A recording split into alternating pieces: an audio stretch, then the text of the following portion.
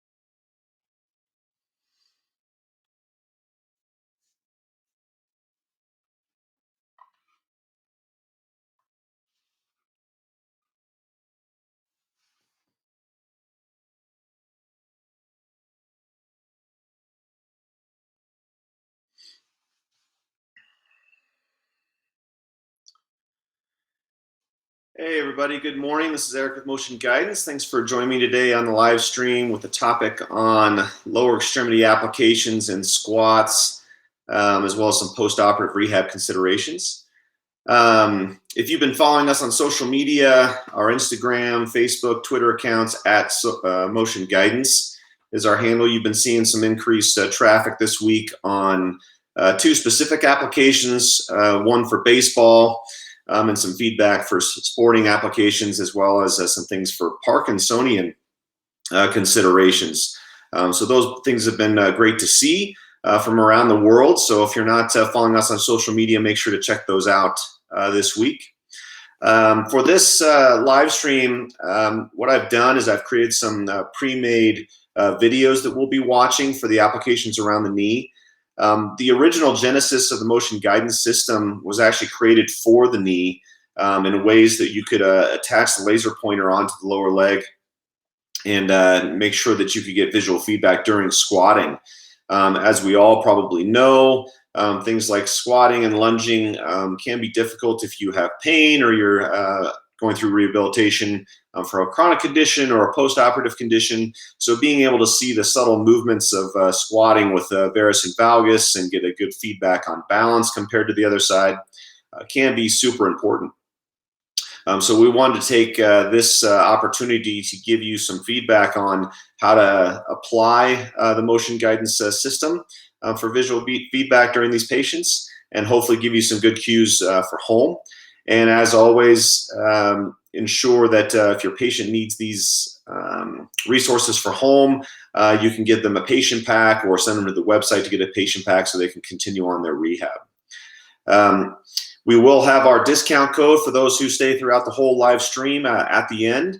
And that'll be good for the next 2 weeks. So you'll be able to get some discounted merchandise on our website at motionguidance.com. So stick around for that till the end, and I'll give that out. And I plan on this one being about 30 minutes, so it's going to be a little bit longer stream. After we watch the first video, we will have a little come back together, and I'll open up the chat, and we'll see if there are any good questions at that point that we can discuss before we get on to the second video. So the first video is going to be on kind of phase one. Is what we're going to refer to on this one for knee conditions, someone who's acutely swollen and they're just trying to turn their quad on, someone who's trying to gain terminal extension, someone who's post-operative and they're trying to get some sensory feedback on how to improve that lower extremity function to get range of motion, and how to progress those through things like a short arc quad or a leg raise.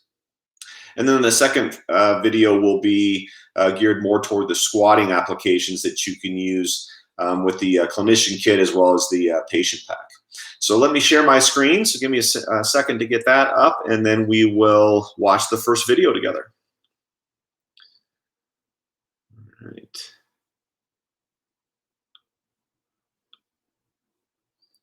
Here we go. So let's bring this up and let's take a listen to this video. Hey everybody, it's Eric with Motion Guidance, and thank you for joining me today. The topic for today is how to utilize the motion guidance device at the knee to pick up on deficits in quadriceps function. And this is mostly relevant for post-operative conditions like total knee arthroplasty, general arthroscopy, ACL reconstruction, meniscus conditions, or just contusion with some acute swelling or effusion around the area.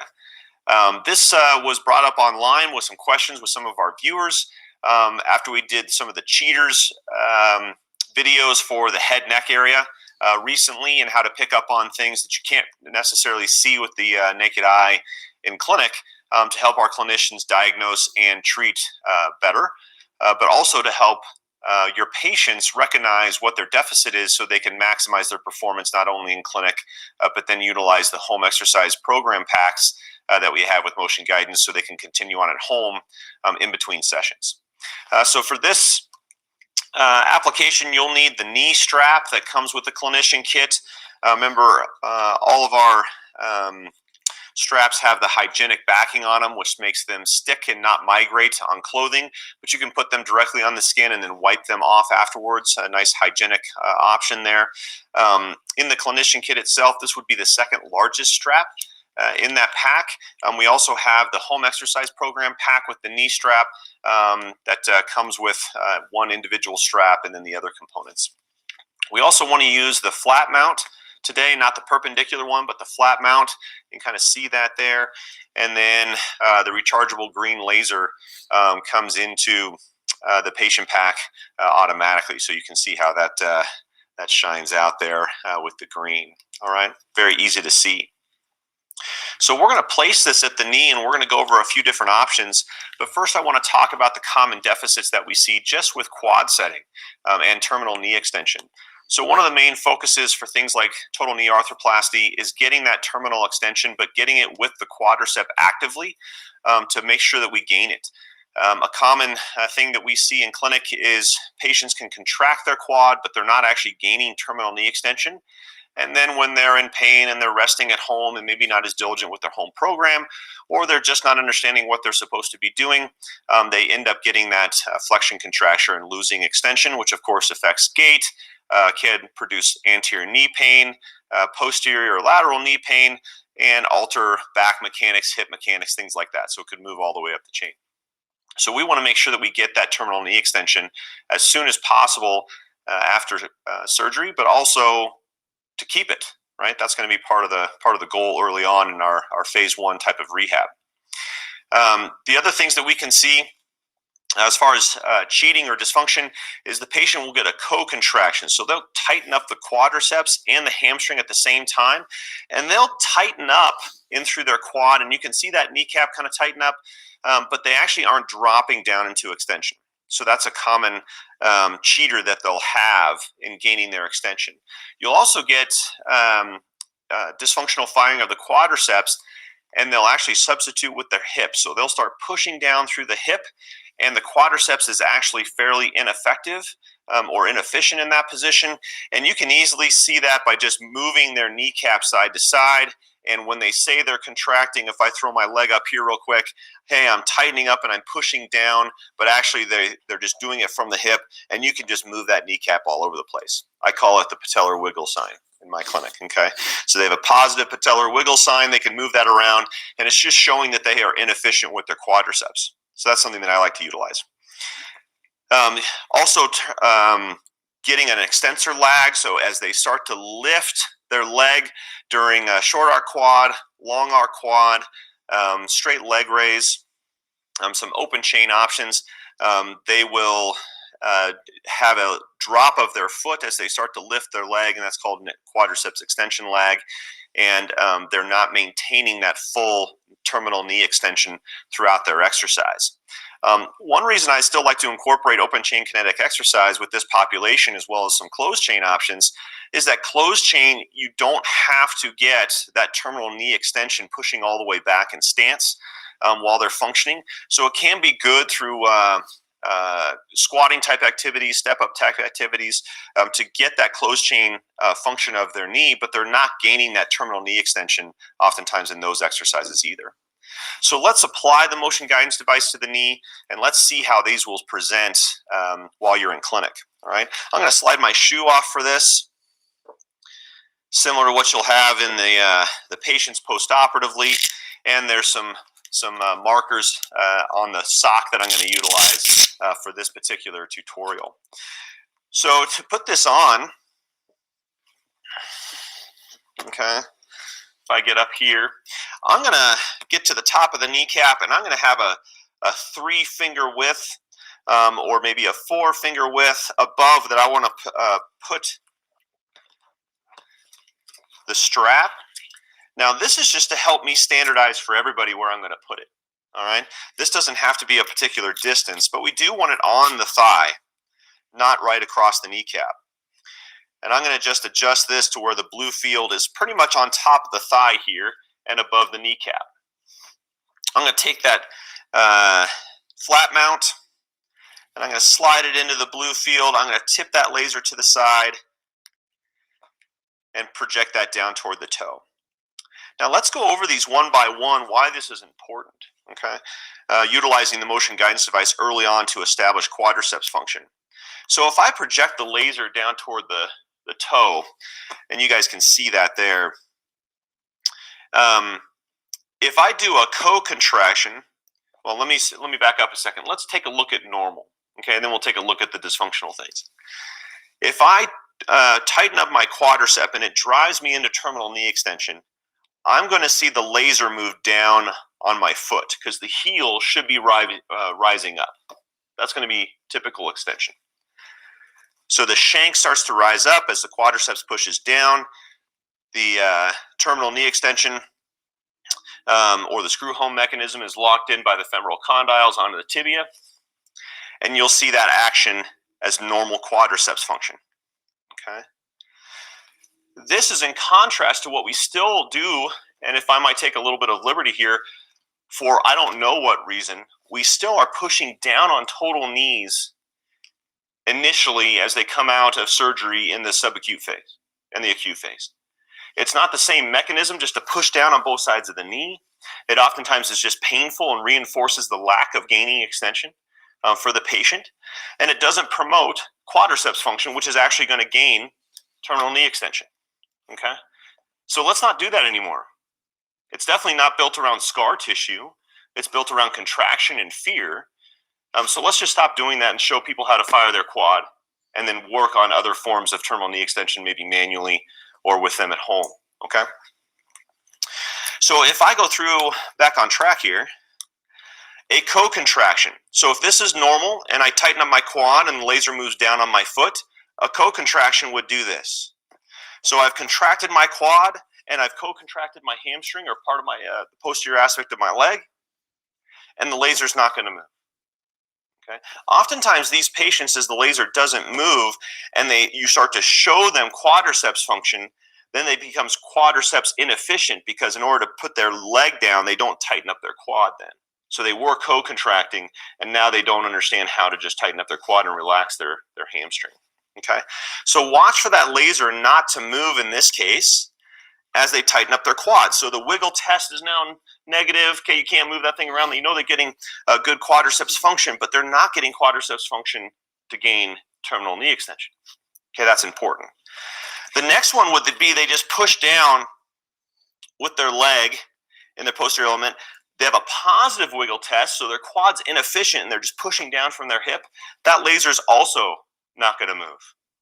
It's not going to move because the shank is not going to be able to rise up into terminal knee extension as you get the screw home mechanism. So they push down and they're pushing down real hard with that posterior element, and they're just driving that hip into the leg, into the table. They're driving that heel into the table.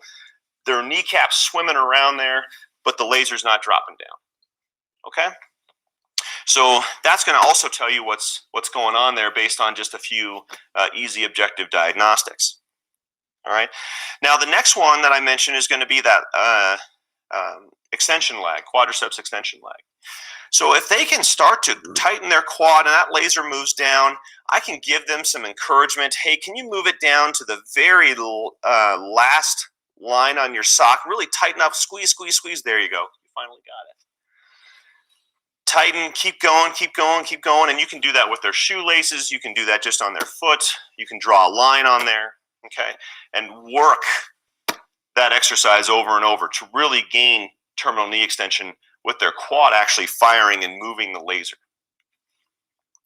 Now, when they start to progress to like a straight leg raise, okay, and commonly we'll put them in full supine or we'll put them onto the table in this sort of position, in a half hook lying position, they're going to tighten their quad and then they're going to lift their leg and they're going to lose full terminal extension, and that laser is going to end up being on the wall. And you can see that in the video. Okay, so they go to tighten up and push down. Now the laser's on the sock, and they go to lift up and they lose it. So many of my patients can't feel that difference because their goal is what? Just to lift the leg, right? So they lost the initial quadriceps contraction, and it popped onto the wall.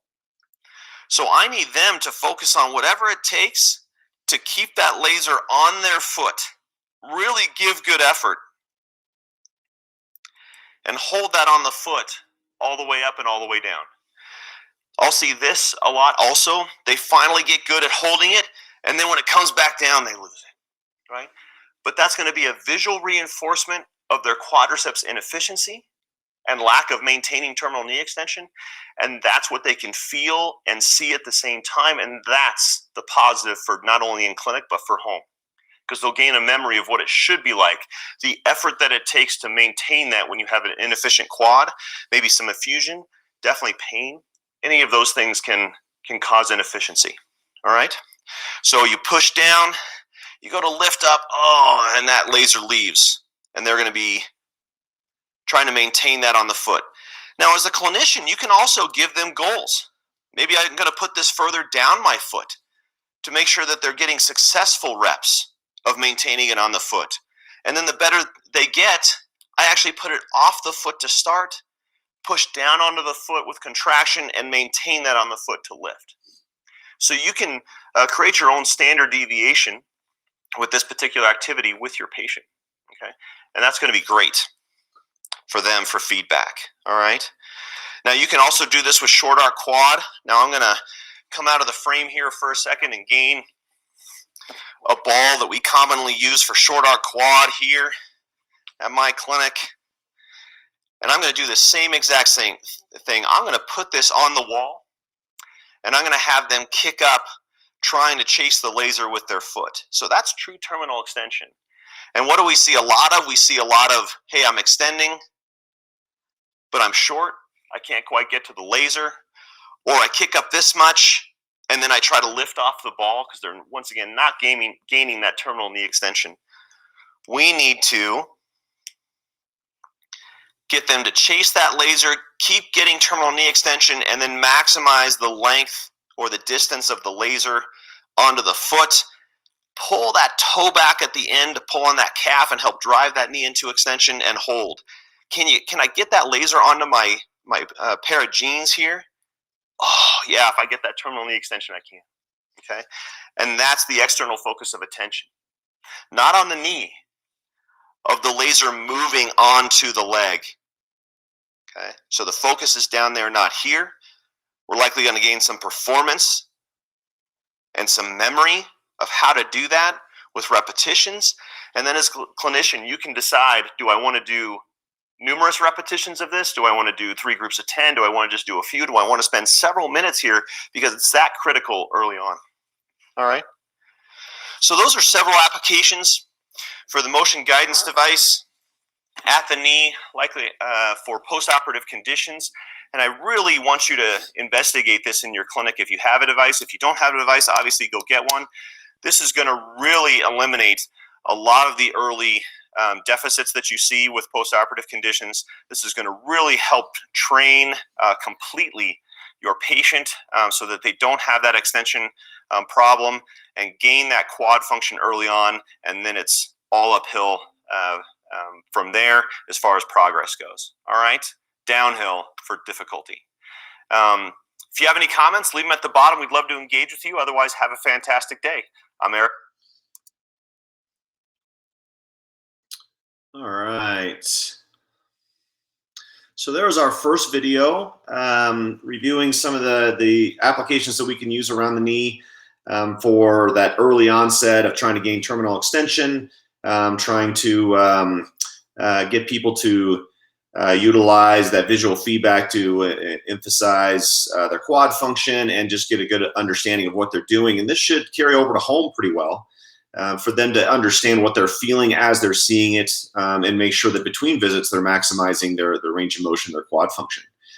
So let's take a second. If you have any questions or comments that you want to throw up into the chat, I'll give a minute for that, and then we'll move on to the video regarding squat progression.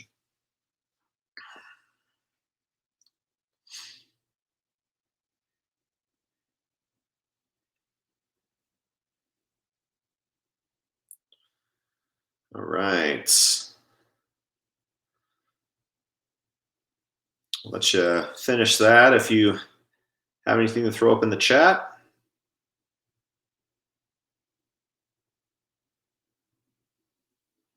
So let's move on to the next video. All right, so I'm going to start screen sharing again. So give me 1 second to get this one loaded. And we'll get out of these things, make our way over to this one. And I'll forward on to this area here. So we're going to start in with the squat application. This was using our patient pack model. All right, so just about 5 minutes left in this video. A couple times a day. All right, terminal knee extensions. Now for further progressions, you can work on squatting with the motion guidance device, and that's where we're going to start using the flag. So I'm going to put my painful or involved leg at the center line of this flag that's laid out on the floor here. Now, if I don't have a painful or involved side or both sides hurt, I can always do this on both sides differently, okay? So what we're going to work on is I'm going to get that laser projected out onto the flag on that center line, and then I'm going to go through a squat. There's a couple things to look at with the laser on your squat using this system. So as you start to squat down, if that laser is not moving further away on the flag where you can get it off the flag during your squat, you're likely having too much knee flexion during your bend.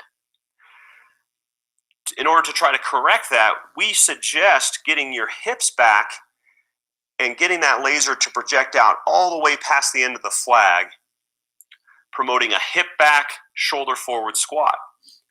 Now, you can always do repetitions of a shallow knee squat if you need that type of strength for something specific like going downstairs. But if you're working on squatting and getting up from a chair, okay, or building strength through those legs, we want to try to project that laser out to the end of the flag.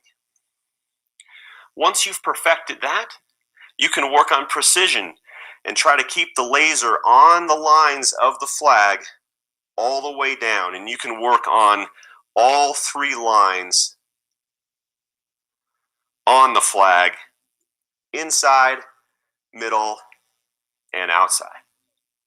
All right? Try each one of those 10 times, or maybe even progressing to getting tired or fatigued, 3 different groups a couple times a day. Now, if your pain is getting worse with those, we recommend you stop and you consult a healthcare provider. All right? Now, other options. We can start moving the hip and the leg during your squat to start becoming more dynamic in your muscle control and your strength. So as I start to squat down here and I get to the first line on the flag, I can move the laser out or in and then come back up. I can then progress to the next line, go out, go in to the targets, and then come back up. Go to the last line, go out, go in, and then come back up. If you want a real challenge, you'll do each line out and in, not coming back up, and then progressing further down in your squat. If you're advancing with this activity, you can even go where the line is, or the laser, excuse me, is on the end of the flag, go out, go in, and then come back up. Get a nice fatigue on that leg. All right. For further advancements, you can start working into a little bit of a lunge where you might step back with the other leg,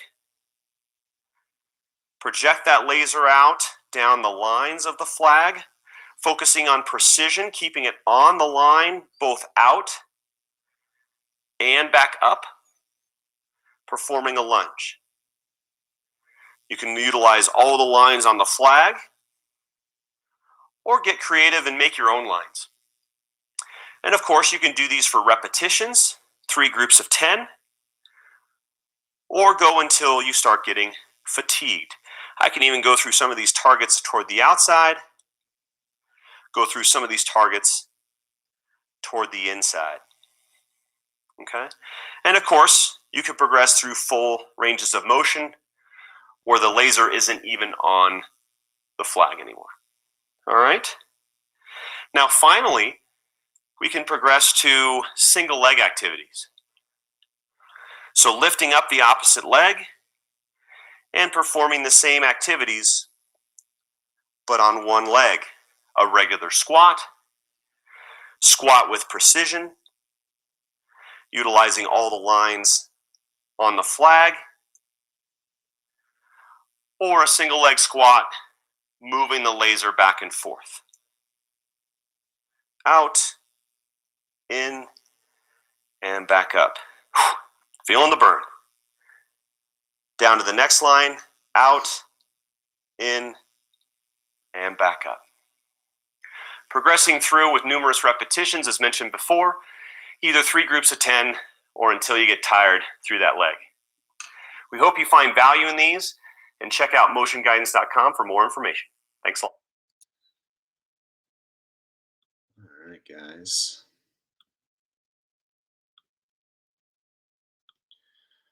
Great. All right. So there's some simple progressions that you can go through as a clinician with your patient, and you'll start picking up on some easy observable things to give you insight into control left versus right or involved versus not, working on the depth of squat. And one of the other benefits of having the immediate visual feedback is essentially having a coach the whole time. So as the patient's going through these exercises, you can start moving away. You can tell them to do certain groups and sets and reps with these things, and they can start seeing their performance even improve or degrade over time, depending on their amount of fatigue that they're getting or the amount of control that they're gaining through the repetitions of the exercise.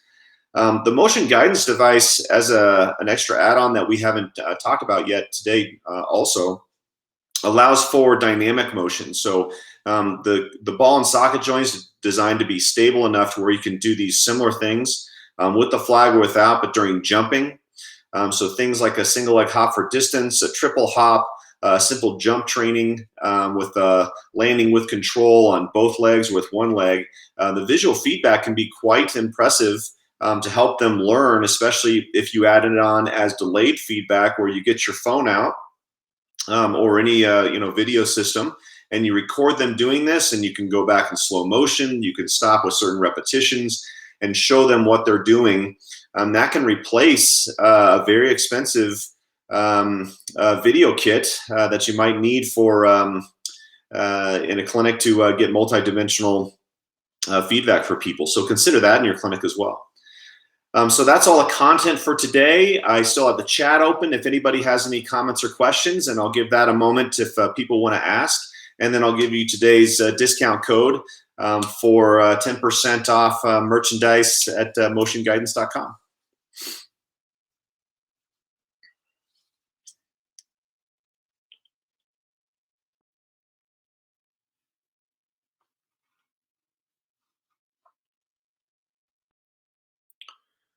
All right. Looks like everybody's pretty content with today's content. So that code is going to be KNEEMG.